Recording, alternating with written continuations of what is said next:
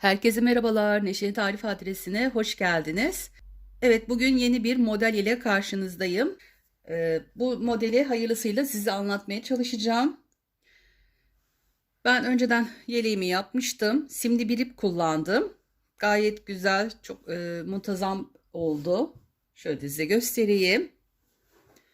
Alt kısmı bu şekilde fıstıklardan oluşuyor. Belli bir sayıya kadar yapıp ondan sonra zincir çekerek aralara batıyoruz ve ortaya da bu şekilde bir baklava deseni yapıyoruz. Bunu isterseniz ara olarak da yapabilirsiniz ama bu şekilde gayet güzel, muntazam oluyor. Koltuk altına kadar, şu kısma kadar gittikten sonra burada da aynı bu fıstıkları koyuyoruz. Bu şekilde yukarı doğru devam ediyoruz. Yakada da aynı şekilde yaptım. Şöyle yan tarafta da aynı şekilde üçlü olarak gidiyor. Arkada bu şekilde.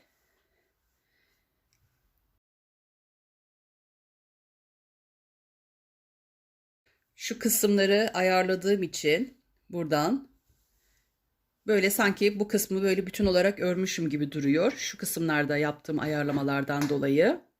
Çok güzel, muntazam bir yelek oldu.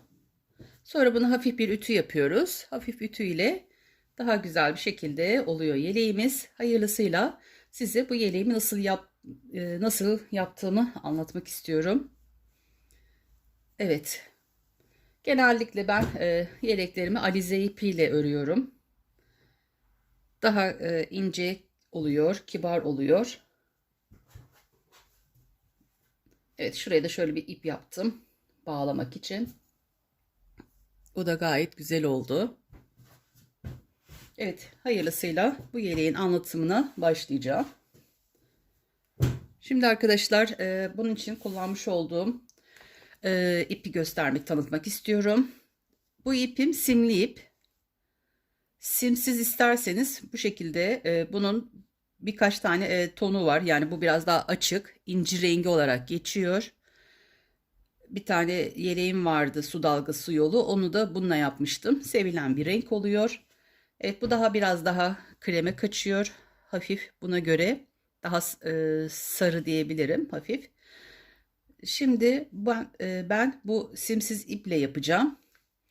Alize Angora Gold 450 numara olan ipimi kullanacağım.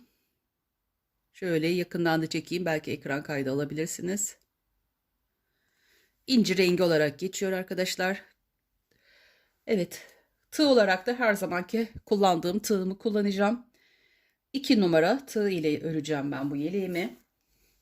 Evet, hayırlısıyla bu yeleğin anlatımına başlayalım. Bu biraz bundan bir tık küçük yapmak istiyorum.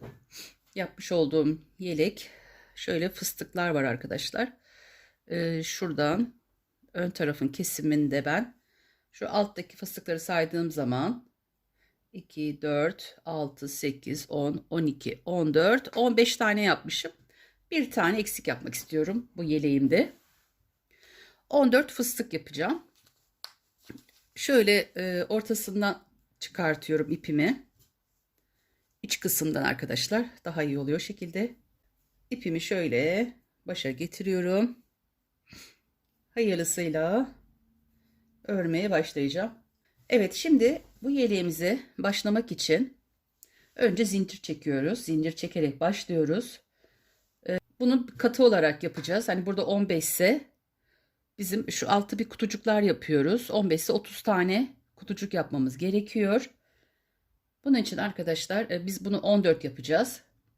14 tane yapacağımız için öncelikle şöyle boyut olarak bittikten sonra bu şekilde olması gerekiyor.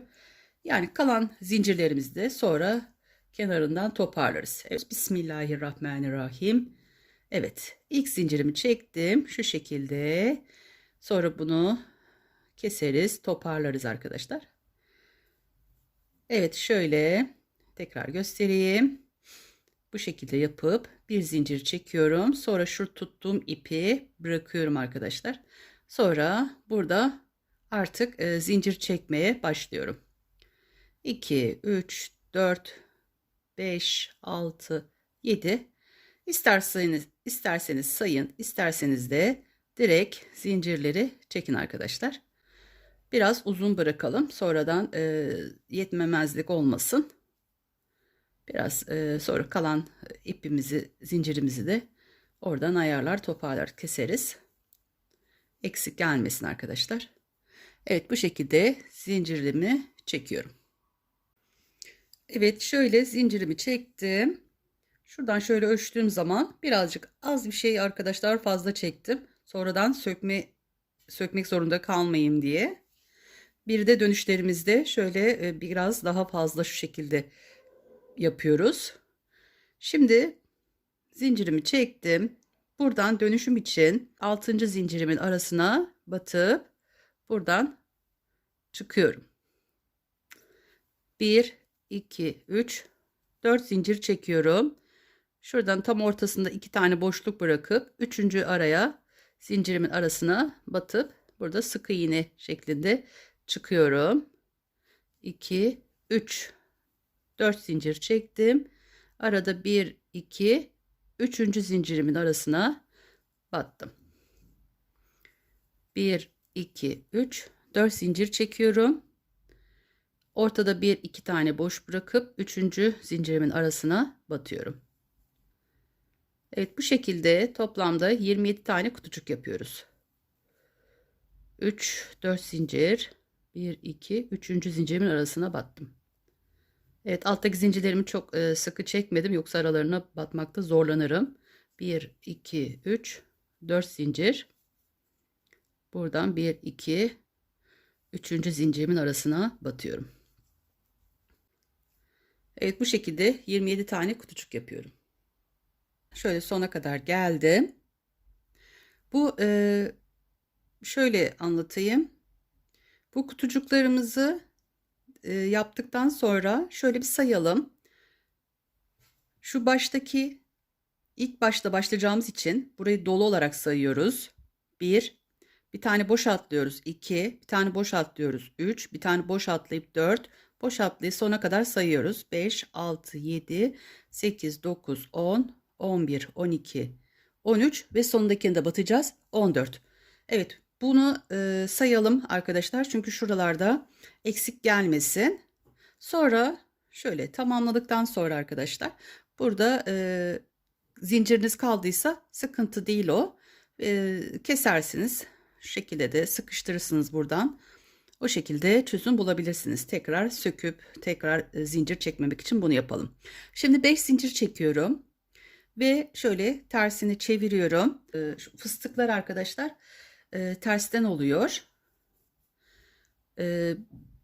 Burada 5 zincirimi çektim. Başını bir kere doluyorum. Hemen ilk kutucuğumun içine 10 tane dolduracağım. Yani şu kısımları çok kabarık istiyorsanız 10 tane yeterli gelecektir. Evet, hemen bu araya şu şekilde yapıp şöyle birazcık gevşek bırakıyorum. Bunu sayıyorum 1 diye. Başını şöyle doluyorum. Tekrar aynı kutucuğun içine 2. Başını doluyorum. 3. Başını doladım. 4. Başını doladım. 5. Doluyorum. 6. 7. 8. 9. 10. Ben 10 tane yapıyorum. Bunu böyle tutuyorum, bırakmıyorum şuradan. Şimdi şu tığımı şu ipime geçirip bunların arasından yürütüyorum ve bu elimle burada bırakmıyorum. Şurada arkadaşlar ipim var, tuttuğum ip. Bunun arasından geçirip bunu burada sıkıştırıyorum ve bir zincir çekiyorum. Şimdi bir zincirimi çektim. 2, 3, toplam 3 tane olacak. 3 zincir çekmiş oluyoruz. Şuradaki kutucuğumuzun tam orta boşluğa, yani arasına batıyoruz. Bunu burada sıkı sıkıştırıyoruz arkadaşlar. Sonra tekrar 3 zincir çekiyoruz. Başını dolayıp bu sefer hani birinci kutucuğumuzu yaptık. Doldurduk. Birini boş bıraktık. Şimdi onun yanındakinin içine de aynı şekilde 1, 2, bu elimle de böyle tutuyorum. 3, 4, 5, 6, 7, 8, 9, 10.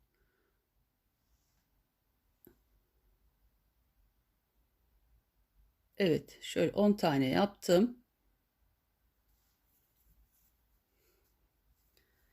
Aynı şekilde buradan elimi şuradan sıkıca tutuyorum. Bunu arasından geçirip komple hepsinin arasından geçiriyorum ve şuradaki elimdeki aradakini bırakmadan bunun arasından da geçiriyorum ve sıkıp 1, 2, 3 zincir çekiyorum. Ve hemen şu yanında yapmış olduğumuz kutucuk, evet, şu yapmış olduğumuz yanındaki kutucuğun içine batıyoruz. 1, 2, 3 zincir çekiyoruz ve yanındaki kutucuğa geçiyoruz. Bunun içine de aynı şekilde başını bir kere doluyorum. Ortasına batıp bunu uzatıyorum. Başına doluyorum. Batıyorum, uzatıyorum. 2, toplamda 10 tane olacak. 3, 4, 5, 6, 8, 9, toplamda 10 tane yapıyorum. Bunu buradan tutuyorum. Bunu da arasından böyle geçirip bunu da buradan tutup çıkıyorum ve 3 zincir çekiyorum. Şöyle yakından göstereyim. Şu kutucuğumun içine ortasından batıp buradan çıkıyorum. Tekrar 1, 2, 3 zincir çekiyorum. Başını dolayıp hemen bakın bu zincir kutucuğumuzu yaptık. Hemen yanındaki kutucuğumuzun içine bu şekilde uzatarak tutuyoruz böyle.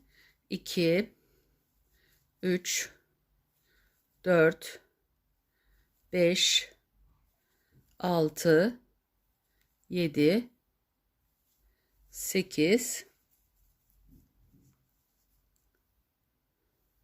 9, 10. 10 tane dolduruyoruz. Şuradan tutuyorum. Şu kısımda şu ipimin olduğu yerden şöyle tutuyorum bunu. Buradan da bir zincir şöyle arasına tığımın arasına şöyle ipimi dolayıp bu arasından komple sonuna kadar geçiriyorum. Şu tuttuğumun yerin altındaki ipimi de bu şekilde alıp arasından geçirip buraya bunu sıkıştırdım. 1, 2, 3 zincir çektim. Evet, bir kutucuğumuz boş kalacak. 3 zincir çekiyoruz. Başını dolayıp yanındaki kutucuğu da yapıp sonuna kadar bu şekilde gidiyoruz. Evet, en sona geldim. Şurada bir tane kutucuğum kaldı. Bunun içini dolduracağım. Şu arasındakine de 3 zincir çekmiştim şuraya. 3 zincir çektikten sonra batıyorum. Tekrar bir 3 zincir çekip en sondaki kutucuğumuzu dolduruyoruz. 27. kutucuk arkadaşlar burası. Evet, bunun içine de 1, 2, 3, 4, 5, 6, 7, 8, 9, 10. 10 tane yaptım. Arasından geçiriyorum. Evet, burada yapmamız gereken bir zincirimi çektim sonunda. Evet, bu 10 tane doldurduktan sonra bir zincirimi çektim. Başını doladım. Şu aradaki şu boşluğun içine batıp burada birazcık şöyle uzatıp 1, 2, 3 de çıkıyorum. Evet, bunu yapmamızın amacı yeleğimizi diğer arka tarafı şu kısmı birleştirirken şuradaki birleştirmemizde buradaki yapmış olduğumuz 3'te çıktığımız zincirlerimiz şuradaki bunu kullanacağız. Evet, şimdi artık evet fıstıklarımızı yaptık. Toplamda 14 tane fıstığımız oldu. Şimdi geri döneceğiz. Geri dönmek için burada 1, 2, 3, 4, 5 zincir çekiyorum. Geri dönüyorum. Burada arkadaşlar şuraya değil, dibine değil, bakın şuraya, şu boşluk kısmına yakından göstereyim.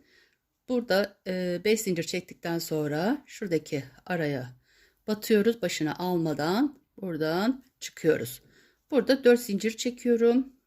4 zincir. Bunun hemen şuradaki. Bakın. Buraya battım. Şimdi şuraya batıyorum. Burada 1, 2, yani her arada 4 zincir çekiyorum. Şimdi burada ön taraftayız. Arkadan her zaman koyuyoruz fıstıklarımızı, arka kısımdan yapıyoruz. Ön tarafta sadece bu şekilde 4 zincirimizi çekip aralara batıyoruz. Bir dahaki dönüşümüzde şöyle göstereyim. Bakın bu şekildeydi. Bir dahaki fıstığımızı buraya koyacağız. Yani şu şekilde gitmesi için yerimizi hazırlıyoruz. Evet. Bütün bu aralara bu şekilde batıp sona kadar gidiyoruz. 4 zincir çekerek. 4 zincir buraya batıyoruz. Burada hem motifler alttaki fıstıklarımız da toparlanmış oluyor. 4 zincir buradaki araya. 1, 2, 3, 4 zincir şuraya. 1, 2, 3, 4. 4 zincir şuraya batıyoruz. 1, 2, 3, 4. Yanındaki 1, 2, 3, 4 zincir fıstığımızın hemen olduğu yer 4 zincir, karşıki fıstığımızın olduğu yere geçiyoruz. Burada 4 zincir çekiyoruz. Bu tarafa 1, 2, 3, 4.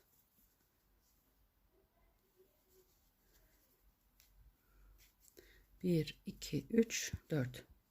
Fıstığımızın bu tarafına 1, 2, 3, 4. Evet, bu şekilde sona kadar gideceğim. Sonra dönüşte fıstıklarımızı yapacağız.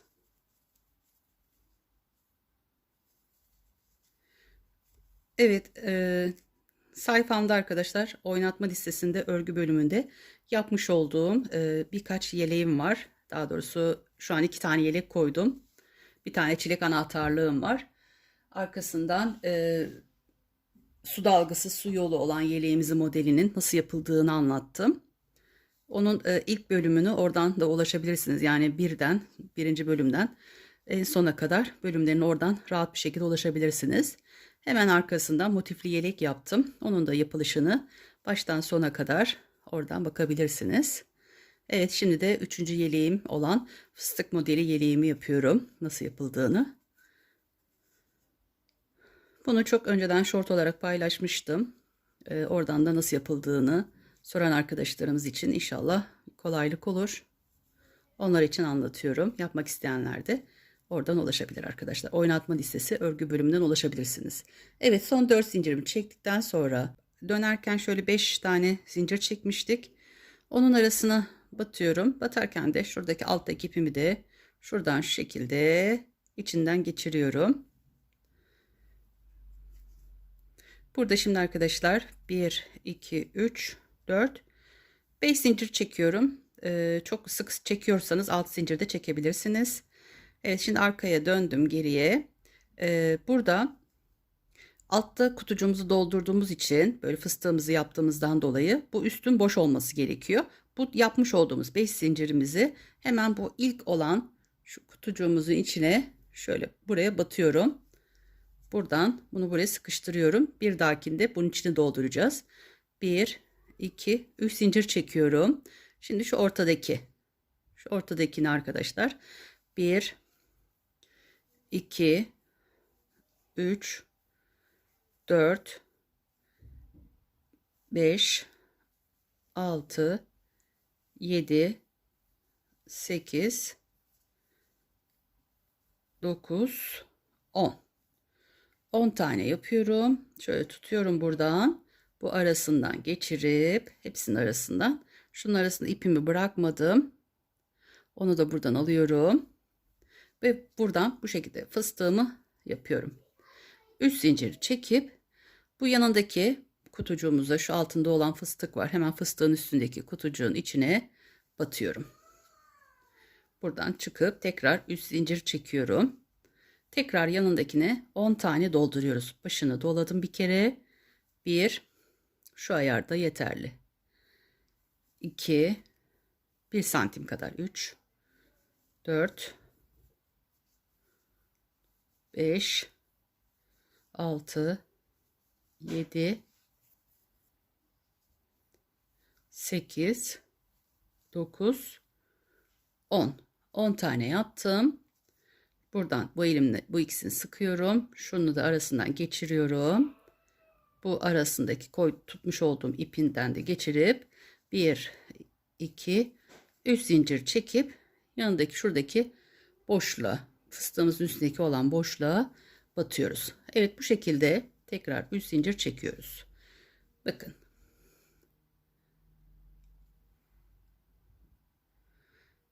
Evet, bu şekilde sona kadar gidiyoruz ve böyle çapraz şekilde gitmiş olacak modelimiz. Evet, üst zincirimi çektim, başını doladım. Yanındaki kutucuğun içine 10 tane dolduruyorum. 4, 5, 6, 7, 8, 9, 10.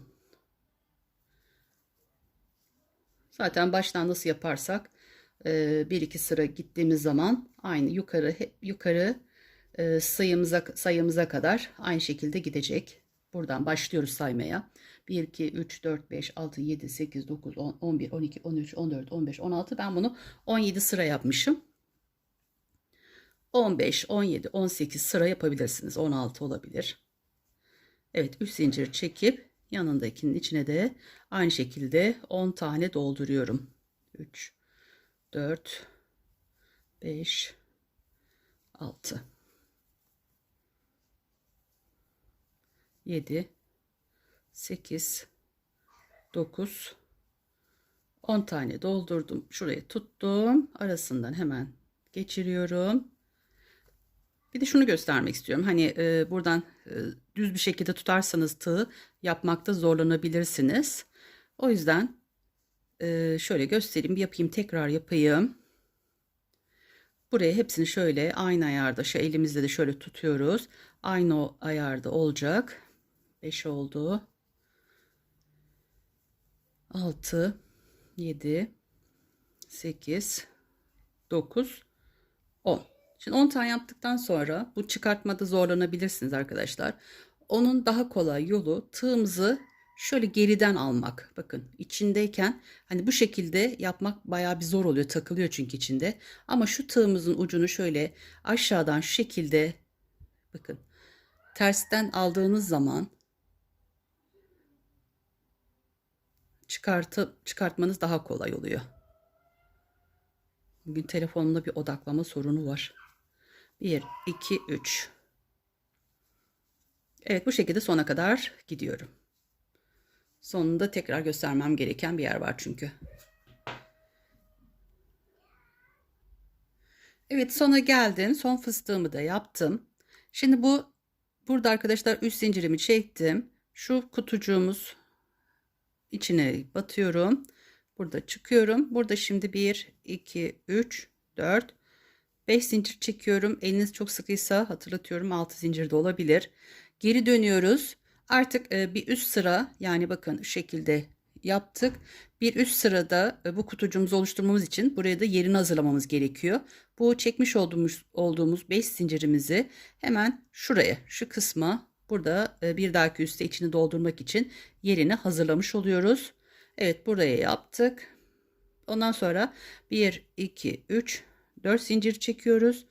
Bu yapmış olduğumuz fıstığımızın yanındaki şuradaki boşluğun içine, şuraya arkadaşlar, buraya batıyoruz, çıkıyoruz. 4 zincir çekiyoruz. Şimdi bunun yanındaki, hemen bakın, buraya battım. Şimdi bunun yanına. Evet, sonuna kadar bu şekilde o göstermiş olduğum aralara batarak 4 zincir çekerek arada fıstığımın hemen şu şekilde yanındakine ve diğer tarafa da batıp sona kadar gidiyoruz. Dönüşte de artık fıstıklarımızı yapmaya devam edeceğiz. Evet, burada yerini hazırladık. Bir dahakinde burayı, bu kısımlara yapacağız. Burada ön tarafta yapıyoruz. Fıstıklarını da arka taraftan yapmış oluyoruz. Evet. 1, 2, 3, 4 zincir.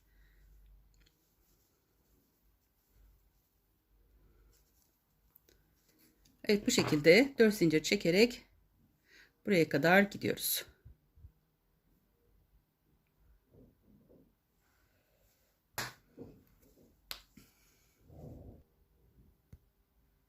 Evet.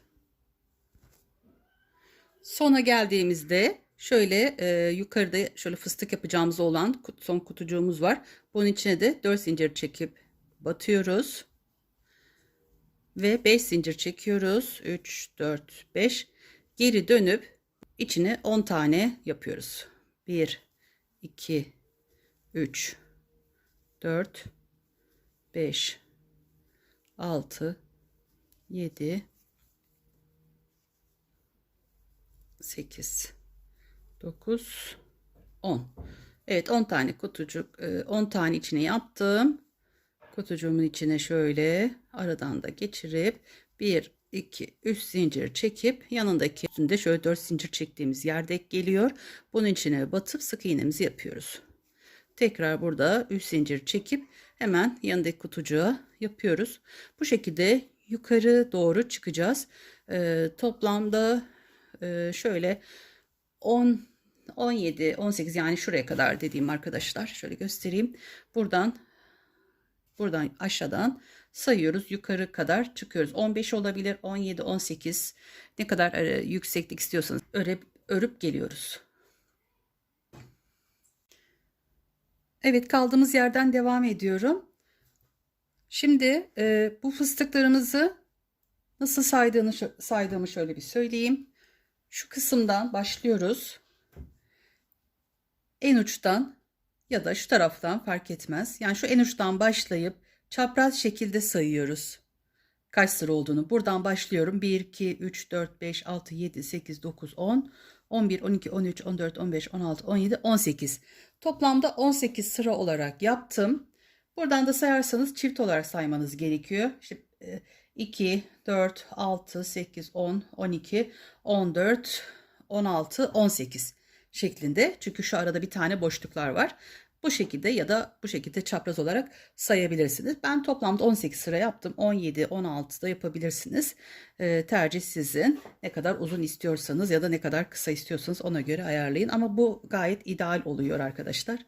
Evet, şöyle üst üste koyduğum zaman da evet bu şekilde yaptım. Şimdi şu baklava dilimlerine geçeceğiz. Ve kenarına da böyle fıstıklar yapıyoruz. Bunların yapılışını anlatacağım size. Şu sona kadar geldim. Şöyle arkadaşlar, buradan fıstıkları bitirdikten sonra buradan başladım. 5 zincir çektim, battım buraya. Aralarda 4 zincir çekerek sona kadar geldim. Şimdi burada çeviriyorum. Evet, öncelikle bu kısmı yapacağız. Onun için şöyle hemen başlayalım. Evet. Burada bir tane boşluğumuz var. O boşluğumuzun içine boşluğumuzun içine hemen 10 tane dolduruyoruz.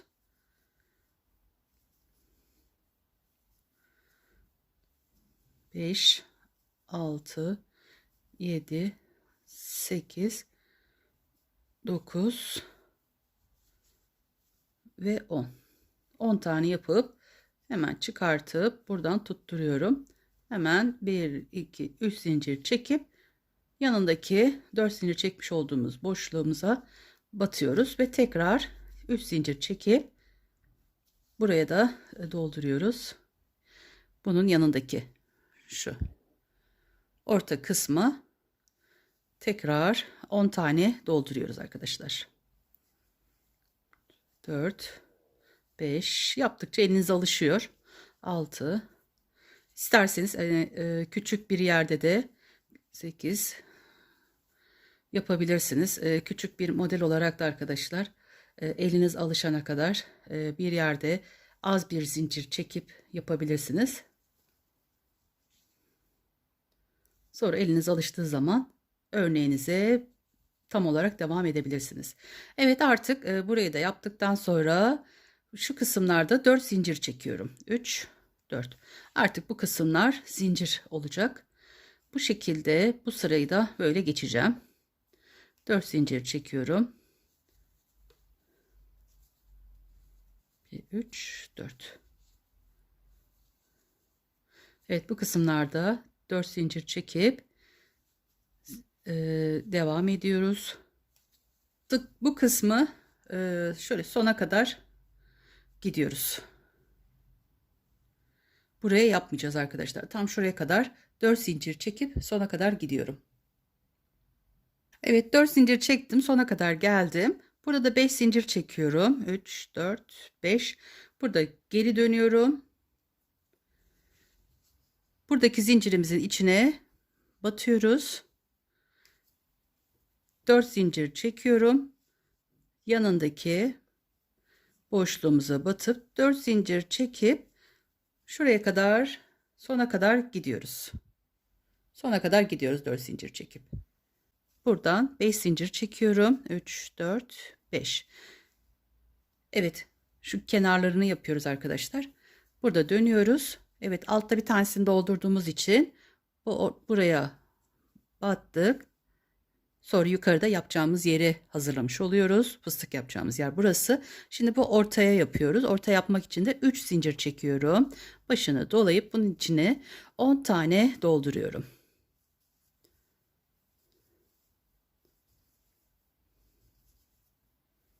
Yedi, 8, 9 ve 10. 10 tane doldurdum. Fıstığımı yaptım. 3 zincir çekiyorum. Ve yanındaki şu boşluğumuzu ortasına, zincirimizin ortasına battık. 3, 4 zincir çekiyoruz.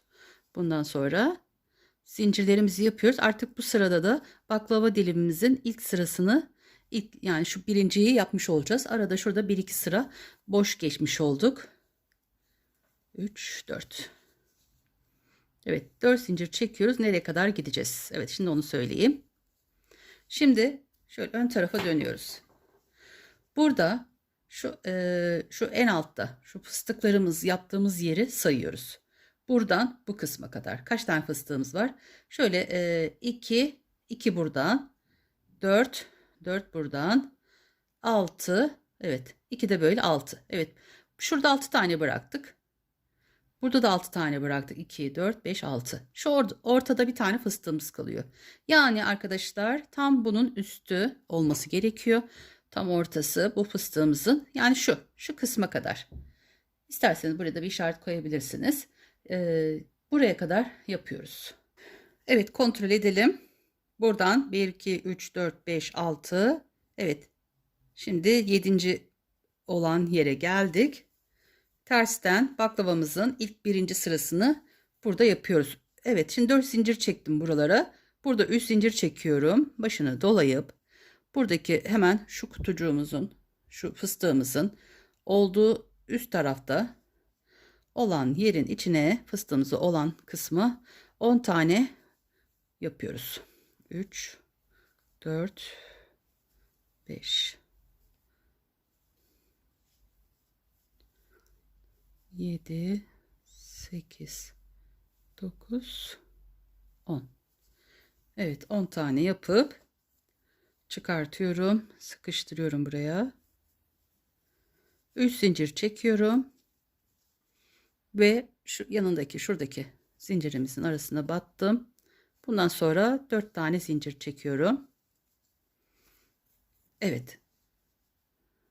Sona kadar gidip bu kısmı da zincir çekip buraya kadar geliyorum.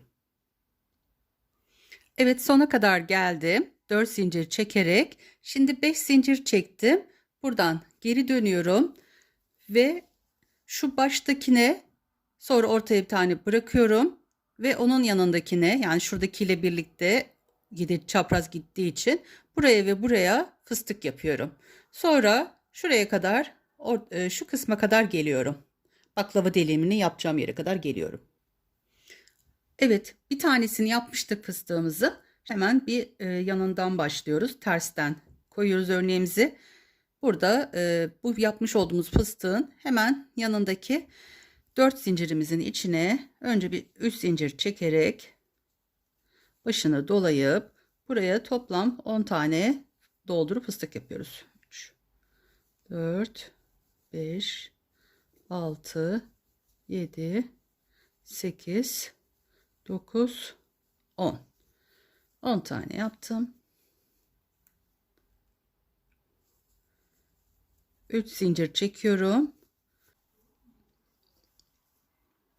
3, 4, 5, 6, 7, 8, 9, 10 tane yapıyoruz. 1, 2, 3 zincir çekip buraya battım. Şimdi artık 4 zincir çekiyorum. Evet, şöyle göstereyim. Evet, bu şekilde. Evet, şimdi sona kadar 4 zincir çekip gidiyoruz. Dönüp tekrar bu kısma geliyorum. Şimdi buraya dolduracağım. 4 zincir çekmiştim. Bir tanesini çıkart. Şöyle. 3 tane olması gerekiyor arkadaşlar burada. Evet, 3 zincirimi çektim. Başını doladım. Buraya 10 tane dolduruyorum. 3, 4, 5,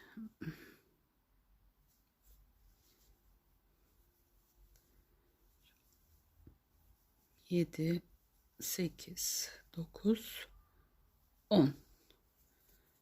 Evet, 10 tane doldurdum. 3 zincir çektim. Şurayı ortaya batıyorum. Evet, 3. sıradayız. 1, 2, 3. Ortaya battıktan sonra tekrar buradaki boşluğumuza, şurayı arkadaşlar, tekrar yapıyoruz. Yani 1 yaptık. 2, 3. 3 tane olacak. 3 zincir çekiyorum. Evet, ikinci fıstığımızı yapıyoruz. 3, 4, 5, 6, 7, 8, 9, 10. 1, 2, 3. Evet, şimdi buraya batıyorum. Fıstığımızın üstündeki boşluğa. 3 zincir çekiyorum. İkisini yaptık. Şimdi üçüncüsünü yapıyoruz.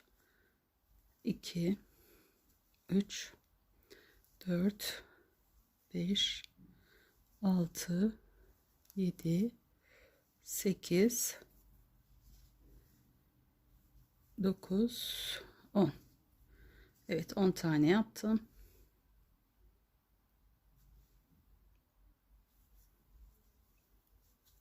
1, 2, 3 zincir çektim. 3 zincir çektim. Yanındaki boşluğa da battım. Bundan sonra 4 zincir çekip buraya sona gidiyorum.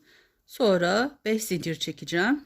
Dönüp tekrar 4 zincir çekip bu sona kadar geleceğim arkadaşlar. Evet, şöyle ön taraftan da göstereyim nasıl olduğunu. Evet, şimdi bu şekilde oldu. Evet, şimdi gidip geliyorum. Evet, en son yapmış olduğumuzun yanında üst tarafında arkadaşlar, bakın şöyle göstereyim yakından. Bu hizaya baktığımız zaman şurası. Çünkü yanında olacak. O yüzden buraya geldim ben. 4 zincir çektim, battım. Şimdi buraya gelirken 3 zincir yapıyorum ve bunun içine 10 tane dolduruyorum. 3, 4, 5, 6, 7, 8, 9, 10. 10 tane fıstık için yerimizi bu şekilde hazırladık. 3 zincirimi çektim. Şimdi şuraya boşluğumuza, fıstığımızın üst tarafına battım. 3 zincir çektim. Yanındakine aynı şekilde dolduruyoruz. Baklava diliminin tam ortasındayız.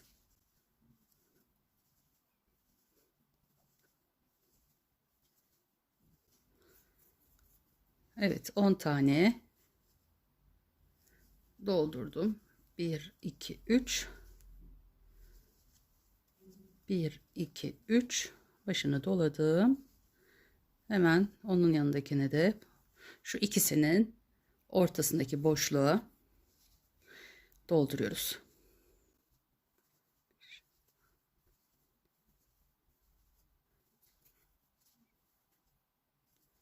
Üç zincir çektim. Yanındakine battım. Bir tane daha yapacağız. 3 zincir çekiyorum. Evet, 3 tane oldu. 4 tane olacak. Şuradayız arkadaşlar. 1 2 3 4 tane olacak. Şöyle başındaki gibi ve o da dışında sonunda olacak. Şu boş kısma yapıyoruz.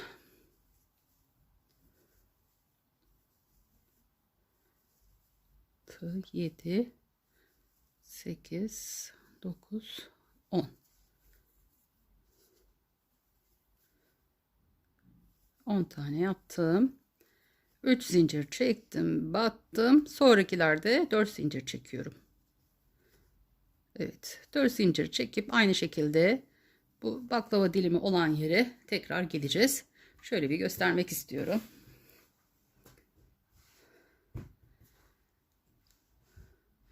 Evet, bu şekilde çok güzel oldu, kabarık kabarık.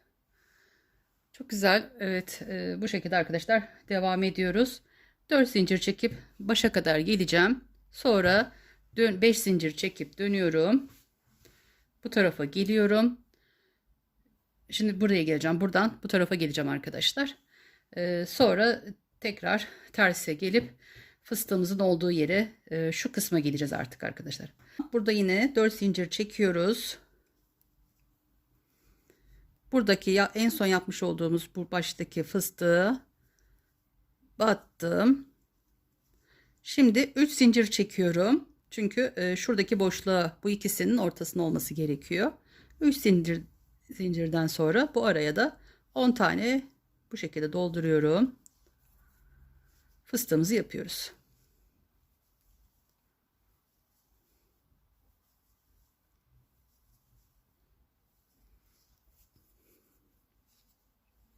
Başlar aynı şekilde. Arkadaşlar şu kısımlar bir tane yapıyoruz. Sonra 2, sonra 1, sonra 2 şeklinde kesme yerine kadar devam ediliyor o şekilde arkadaşlar. Ortalara geldiğimiz zaman da baklava dilimimizi yapıyoruz. Evet, buraya yaptım. Battım, 3 zincir çektim. Şimdi şuradaki araya batacağım ve buraya da fıstık yapıyoruz.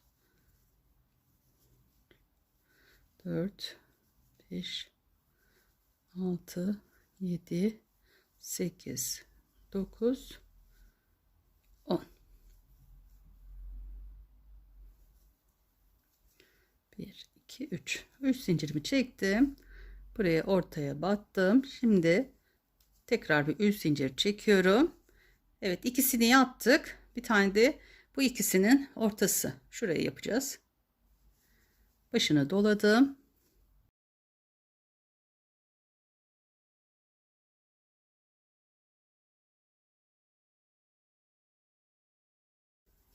Bir, iki, üç zincir battık. Bundan sonra artık 4 zincir çekip sona kadar gideceğim. 5 zincir çekip dönüp tekrar sona kadar 4 zincirle tamamlayıp tersten yine şu kısmı yapıp arkadaşlar 2 2 bir tane buraya bir tane bu tarafa yapacağım. Sonra yine şu ortaya şu kısma geleceğiz. Evet. Şimdi bu şekilde.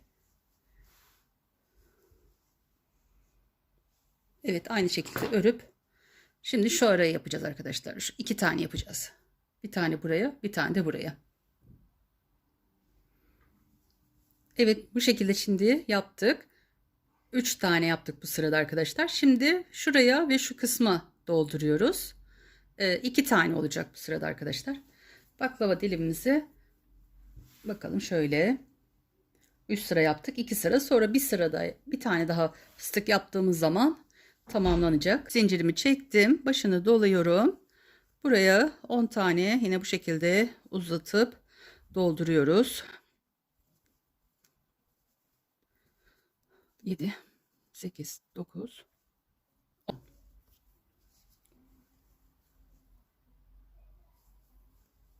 10 tane yaptım. 3 zincirimi çektim.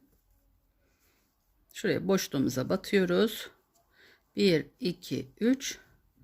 Diğer fıstığımızı yapıyoruz.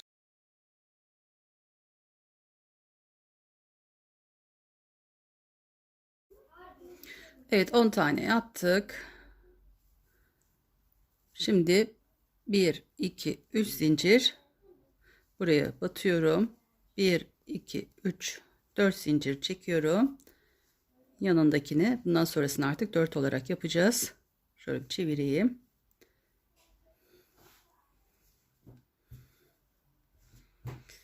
Evet, bu şekilde yaptık. Şimdi bir tane kaldı. 4 zincir çekerek geliyoruz, sona dönüyoruz. Bu kısımları da yapacağız aynı şekilde. Bu şekilde devam ediyoruz. Buraya da bir tane ortaya koyacağız. Evet, şimdi bir dahaki seferde arkadaşlar döndüğümüz zaman şu orta kısmını yapacağız. Şimdi şu orta kısmı buradan döneceğiz. Bir şuraya bağlantımız olacak birazdan. Buraya da yaptığımız zaman bir tane baklava dilimimiz hazır olacak. Evet, ben tekrar şuraya geleyim.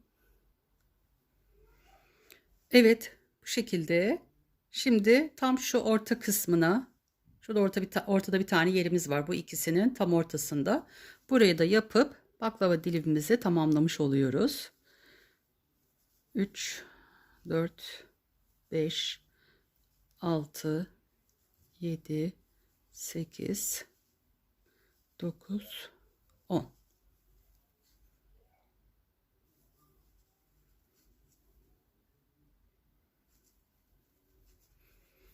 Evet, 3 zincirimi çektim.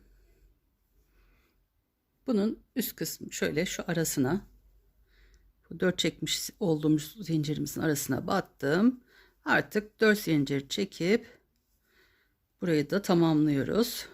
Aynı şekilde dönüyoruz. 4 zincir çekip tekrar başa döneceğiz. Buraya geldiğimizde hem bu tarafını hem bu tarafını dolduruyoruz. Tersten. Tekrar bu kısma geliyoruz. Şurada örneğimize de göstereyim.